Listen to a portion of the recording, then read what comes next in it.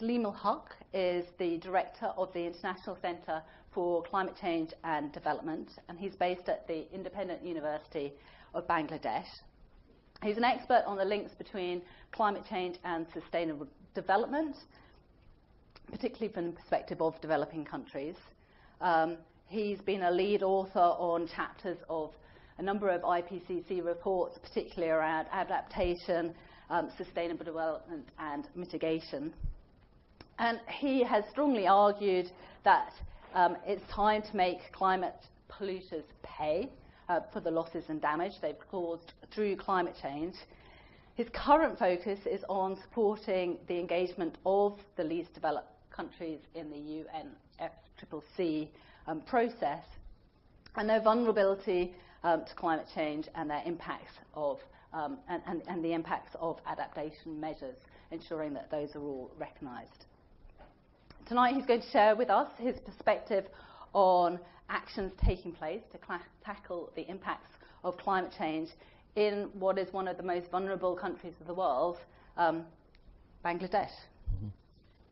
So without further ado, I will hand over to Saleemul.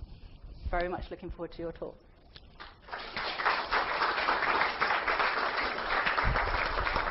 Thank you very much, Emily, and good evening to all of you. And thank you for coming, and thank you to the organizers for inviting me here this evening. Let me start by apologizing for not having a PowerPoint. I'm afraid you're going to have to just look at me and listen. And I'm going to tell you stories, or a story at least. So let me start by giving you a little bit of my own background. You've heard a little bit about things that I've been doing. I've been working as a scientist, working on impacts of climate change and adaptation in vulnerable countries.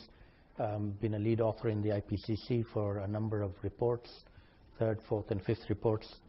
I also, in the UN Framework Convention on Climate Change in the negotiations, act as an advisor to the group of least developed countries, who are a caucus group. There are 48 of the poorest countries in the world, most of them in sub-Saharan Africa, but a number in Asia, including my country, Bangladesh. And this group acts as a group in the negotiations. They try and follow the negotiations, have positions that they hold in common and argue for with the other countries. And as I said, I'm an advisor to them, initially on the issue of adaptation, and now increasingly on the new and emerging topic of loss and damage, which is about what do we do when we fail to mitigate enough, fail to adapt enough, and we are going to have and are indeed having inevitable loss and damage caused by human-induced climate change. And the last bit, the loss and damage, is a highly politically sensitive issue because it opens the door to liability and compensation, which are two taboo words in the international negotiations that the developed countries don't like using. That's why we use loss and damage as a euphemism for liability and compensation, because those two words are not allowed. But what I'm going to do today is tell you the story of my country, Bangladesh, and how Bangladesh has, as you've heard already, been recognized for many years now as one of the most vulnerable countries to the impacts of climate change. But I'm going to argue that that's yesterday's story. The story has now changed to Bangladesh becoming one of the most adapted countries and most resilient countries to the impacts of climate change, and actually moving forward on the issue of loss and damage at the national level as well. So to give you a bit of background, for those of you who are not familiar with Bangladesh, it's a relatively small country. It's only 144,000 square kilometers, located on three of the major rivers of the world, the delta of three of these major rivers, the Ganges, the Brahmaputra, and the Meghna River. They all flow through Bangladesh into the Bay of Bengal. The Ganges and Brahmaputra rise from the Himalayas, flow through India and China. The Meghna is a shorter river. It starts in the hills of the Himalayas, but it causes a lot of flash floods when we have very high rainfall in places like Cherrapunji, which is the town in India that has the highest rainfall in the world, the Guinness Book of Records. When it rains in Cherrapunji, within hours the floods come into Bangladesh, into the northeast. Flash floods occur there. So traditionally, it's a deltaic country. We've had floods for hundreds of years, and we've kept records of those floods very well. We also are situated on the Bay of Bengal, from which occasional Cyclones come up northwards into the country, and again, over many, many years, we've had major cyclones occurring in that part of the world. And there's also a part of the country in the northwest of the country which is relatively dry, and so at times we also have droughts. So Bangladesh is floods, droughts, cyclones, almost all the impacts of climate change one can imagine affect the country. And as I said, it's only 144,000 square kilometers, but the current population is over 150 million people, possibly 160, we don't know for sure. Which means that the population density is more than 1,000 people per square kilometer, which by the UN definition makes it a city-state. The population density is so big. And it's a relatively poor country. It's the least developed country, as I said earlier, as part of the group of least developed countries, and has very widespread poverty. But having said all that, and realizing that Bangladesh is one of the most vulnerable countries to the impacts of climate change, in the last decade or so, we have not been sitting idle. We have been trying to figure out what it means for Bangladesh in terms of the impacts, what's going to happen to floods, what's going to happen to cyclones, what's going to happen to a drought, and particularly a new problem which we didn't have before, which is sea level rise. We are already seeing the effects of sea level rise in terms of salinization of the coastal area, and at the rate that which it's going, we are going to be faced with potential forced migration of millions of people from the coast into the inland areas and towns in particular. It's also a very fast-growing urbanizing society, with urbanization taking place with one major city, Dhaka, the capital. Almost 90% of rural migrants end up in Dhaka. So again, Dhaka's ability to cope with another 10 million people is going to be very, very difficult. So given those circumstances, what we have been doing is around 8 or 9 years ago, the government of Bangladesh developed, with Bangladeshi experts and scientists, what we call the Bangladesh Climate Change Strategy and Action Plan. And this was a consultative exercise. We identified where the impacts of climate change are likely to be. We identified some actions. So there were 6 thematic areas in which we identified things: livelihoods, agriculture, health, infrastructure. And we also had a section on reducing emissions, mitigation. So even though Bangladesh, as a vulnerable country, is primarily involved, or the major climate change aspect or problem is impacts and hence adaptation. We are a very small emitter of greenhouse gases, so our reduction of greenhouse gases doesn't really make a huge difference globally. But nevertheless, we decided that we should do what we can to reduce greenhouse gases if we can. And so part of the strategy has a mitigation element to it, or chapter to it. And in fact, just on that mitigation note, Bangladesh has one of the fastest growing, in fact, the fastest growing solar home system program in the whole world. Nearly 5 million households, which is about 20 million people, have received solar home rooftop solar systems with a battery that gives them light at night. So primarily light for in the evenings after it gets dusk, which can make a huge difference to lifestyle. And in particular, the biggest difference it makes is for children to be able to do their homework at night. And in fact, children wanting to do their homework and needing the light is the main reason why their parents actually buy the solar systems. It's for their children. And so, as I said, very successful program. In terms of greenhouse gas emission reductions, it doesn't do a lot because it's replacing kerosene lamps, which the households used to have before, which are not big emitters of greenhouse gases. But nevertheless, we are doing our bit in terms of mitigation as well. So under this climate change strategy and action plan, what happened was it was presented to the cabinet, the government at that time, and the Minister for Finance was very taken with this. And he said that if this is such an important issue for the country, then we can't really wait for the rest of the world to come to our rescue and provide finance to adapt to the impacts of climate change. We should be starting to think about doing things ourselves. And so I think it was 7 years ago or so, 2009, when the finance minister at that time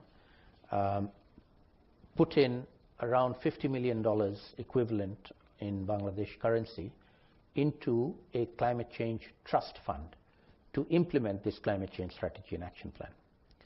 And it was at that time the first in the world country to have a climate change fund to have a budget line in the national budget to support climate change activities.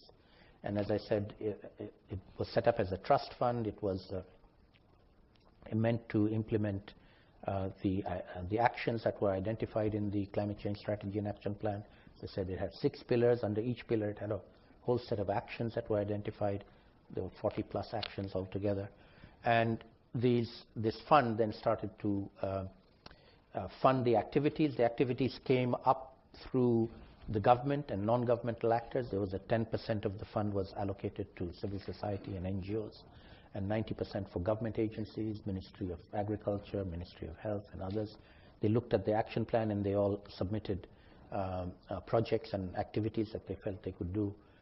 And over the years, as I said, this fund every year, the finance minister has been topping it up. In fact, soon after the fund was created, we had an election in Bangladesh, and we had a new government come in, which is the current government. It's the party in power is called the Awami League, and the prime minister's name is Sheikh Hasina. And Sheikh Hasina, the prime minister, and her party Awami League didn't really very much like the previous government. So they reversed many of the policies of the previous government, except this one. The climate change strategy and action plan was adopted. It was modified slightly, but it was adopted by the Awami League. And the new finance minister, who's still our finance minister now, every year he's been putting $100 million equivalent in Bangladesh currency into the trust fund to implement these activities. So over the last 6-7 years, Bangladesh has invested well over $500 million of its own money in implementing hundreds of activities and projects all over the country, mostly on adaptation, as I said, but also some on mitigation.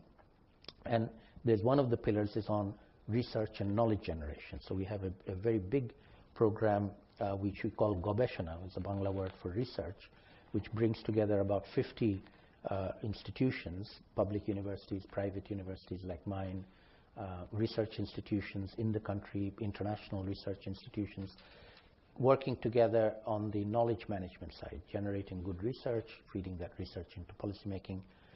If anybody's interested, we have a website, gobeshona.net, where we have over 2,000 publications on climate change in Bangladesh. We select these publications, they're in a searchable database, and we have a monthly seminar for researchers, and then we have a big annual conference every January to bring together the researchers from both in the country and outside the country, and engage with the policymakers, planners, practitioners to make sure that the research gets put into use.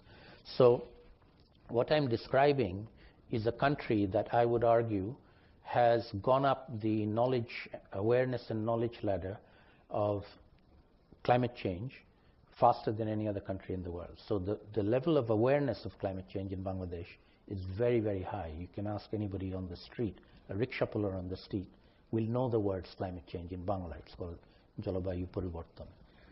They may not understand exactly what it is, but there's a level of understanding there. Sometimes there's a bit of over-attribution. So whenever it rains, people say it's climate change. Or if it's cold, they say it's climate change, or hot climate change. So we attribute almost everything to climate change nowadays. And so the pendulum has gone a bit too far, perhaps, in terms of attributing everything to climate change. But the level of awareness is very high. And what we are doing now, I would argue, is that we are moving from having this very high level of awareness, and another indicator, if you like, of that awareness, I mentioned rickshaw pullers on the street, is the Prime Minister herself and the Finance Minister. They are both, in fact, the entire cabinet of Bangladesh, not just the Environment Minister. Every single cabinet member, minister, is very well versed on climate change and can give you a good 15-minute speech on climate change and what Bangladesh is doing. This level of awareness of the issue is very, very high, as I said. So what we are doing now is moving forward from awareness of a problem to knowledge of solutions to the problem. And when you make this transition from awareness of a problem to knowledge of solutions, there are several things that happen. Firstly, awareness of a problem is common. The problem is the same. It's floods, cyclones, droughts, etc. But knowledge of solutions depends on who you are. And each person has a different role to play. If you're a student, you have one role to play. If you're a teacher, you have one role to play. If you're a government official, you have one role to play. If you're a politician, you have one role to play. If you're academic or in the media, you have another role to play. So knowledge about what to do about the problem is very specific to who the people are, the institutions or the individuals who want to take action. And we are now at that level of, as I said, these hundreds of projects that have been done by government and non-governmental actors. They are basically learning by doing processes. By doing a project to tackle climate change, an NGO or a government department or a university doing research, we are learning. We're going up the learning curve, the knowledge ladder, step by step. And learning to deal with climate change is a learning by doing process. You have to do something, learn from that, and then move up to the next level. And as I said, in Bangladesh, we are moving up that ladder very, very fast. And one of the ways in which we are trying to monitor that movement is the platform that I mentioned, Gobeshna.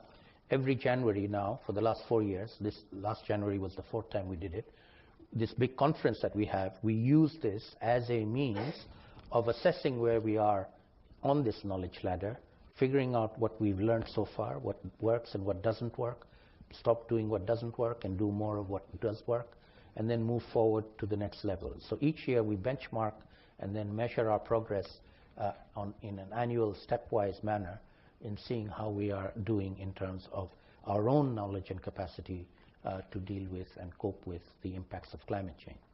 And one of the things that we're now doing, in fact the last conference, is we are inviting people from all over the world to come and see what Bangladesh is doing. And in particular inviting people from the other least developed countries, which I mentioned earlier, in Africa and Asia, to come and see what we're doing in terms of generating knowledge and then using knowledge in order to tackle impacts of climate change. Particularly, as I said, for us it's mostly on adapting to the impacts of climate change and only a little bit on mitigation or renewable energy, but that's also part of the mix. We're doing both. And one of the things that the vulnerable countries as a whole have agreed to, this was done at the Conference of Parties last year, or the year before last in Marrakesh, where the vulnerable countries, including the least developed countries, all came out at the end of the conference with a declaration that they were going to become 100% renewable by 2050.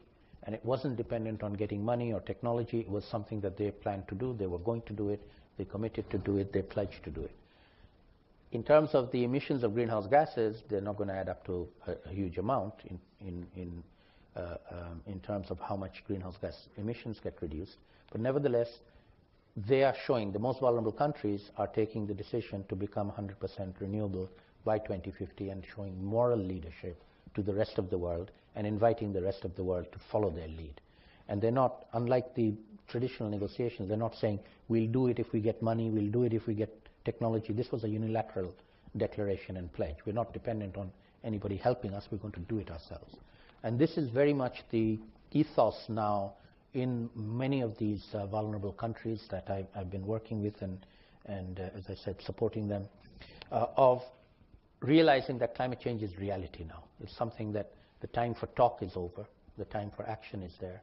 Fortunately, we have something called the Paris Agreement where we have agreed to do things, so we don't have to endlessly keep on talking about it. There's still areas of that to be refined, but nevertheless, we know what we need to do, and we now need to implement those articles of the Paris Agreement that we've agreed. And I'm going to focus finally on one aspect of that, which is Article 11 of the Paris Agreement, which is on capacity building. And that's something that we are focusing a lot of our attention on, and we've set up something called the Least Developed Countries Universities Consortium on Climate Change, LUCCC, or LUC for short.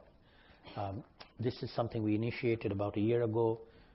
It was announced last year at the International Conference on Community-Based Adaptation, which is something that I've been doing for many years from IIED. We do a lot of work at the community level with vulnerable communities and bring that knowledge together. And so this new initiative, the university's initiative, is something that we'd like to share broadly with others, including Cambridge University and the colleges here, to see if there are ways in which we can collaborate and work together to mutually build capacity, learn from each other, not just a one-way street in terms of learning. Let me now talk a little bit about the issue of loss and damage and how that's being addressed in Bangladesh. So I already mentioned the Climate Change Trust Fund, the fund that was created to support activities to implement the climate change strategy and action plan. The way that money is used, as I said, the finance minister every year in his budget has been allocating roughly $100 million in Bangladesh taka, a currency, to the trust fund to be used to implement the climate change strategy and action plan. But the way that's used, there's a committee, interministerial committee with independent experts on it who evaluate project proposals and then allocate the funds to these different projects. But they only allocate each year 2/3 of the money. And they keep 1/3 of the money in an interest-bearing bank account for emergency purposes. But the emergency is not defined. And each year that 1/3 of the money has been accumulating in this trust fund, which is now in the order of well over $200 or $300 million, sitting in the bank, earning interest. And so what we are now thinking of doing, and the government has already initiated this process, is using that money as a national loss and damage fund to develop a methodology for identifying people who are already being affected by the impacts of climate change and finding ways to compensate and provide them with funding from our own resources, from the money that we already have. And use this to set up what we are calling a national mechanism on loss and damage, mirroring the international mechanism on loss and damage that we have under the Warsaw International Mechanism, but doing it at the national scale with national money, and then hoping that we can develop good methodologies of identifying who needs the money, how do you deliver it best to them, and how do you manage to get it to people that need it, and then hopefully get the international community to support this activity in future. And as many of you may be aware, at the international level, the issue of loss and damage is now gaining traction as well. There is a sort of a safe area where countries are willing to engage, which is on insurance, a lot of emphasis on insurance, which is essentially a mechanism on loss and damage, but also increasing civil society activity in terms of challenging the major polluters. You know that there are several legal cases against some of the major polluting companies. In fact, we just heard recently that Exxon is suing the sewers. So Exxon is now taking the gloves off, and it's going to be quite ugly. But nevertheless, eventually the polluters are going to have to pay. They simply will not be able to get away with not paying for the damage that they're causing. And so that's an argument and discussion going on largely in civil society. It hasn't penetrated into the negotiations yet, but I'm sure it will over time. And the Bangladesh example that I cited is meant to offer a practical way of doing it. Bangladesh isn't sitting and waiting and accusing other countries. They're saying we're going to go ahead and just do something, and then hopefully others will then either follow our lead and emulate us or support the work that we're doing in Bangladesh. And the government of Bangladesh has in fact invited, so what they're deciding to do now is to have a 2-year pilot phase of this to figure out how to run it, because we don't exactly know how to do it. There's a lot of methodology that needs to be developed, but invite the international research community to come and help us as well and find ways in which we might be able to utilize these funds to ensure that people who are damaged or who suffer loss and damage from the impacts of climate change are able to get some level of compensation at the national level. I'm going to end by telling you a little bit about what we do at my institute and my center, and invite anybody who's interested to contact me if you're interested to engage with us. So we run a master's program in climate change and development. It's a 1-year taught masters, and it's a double major in climate change and development. It's meant primarily for young students who will go on to have a career path working in development, but will understand the link with climate change and development, not making them into climate scientists per se. We also at the same time have a visiting researcher program where we invite or we can host researchers from other countries. Sometimes we get master students coming for a while, we get PhD students coming, spending some time with us, or we get people who are just interested in some work experience. We call this our visiting researcher program. I'm pleased to see one of my visiting researchers here in the audience who was with us for a while. He's now doing his PhD here in Cambridge. But we've got, the last count I took, we've got well over 100 visiting researchers over the last 5 years who've come and spent some time with us. They don't come for very large amounts of time, for a few months each. So if anybody's interested here to explore the possibility of coming to Bangladesh and spending some time with us as a visiting researcher or engage in the master's program, please do come and see me afterwards. But maybe I'll stop there, and I'm very happy to take questions after that. Thank you.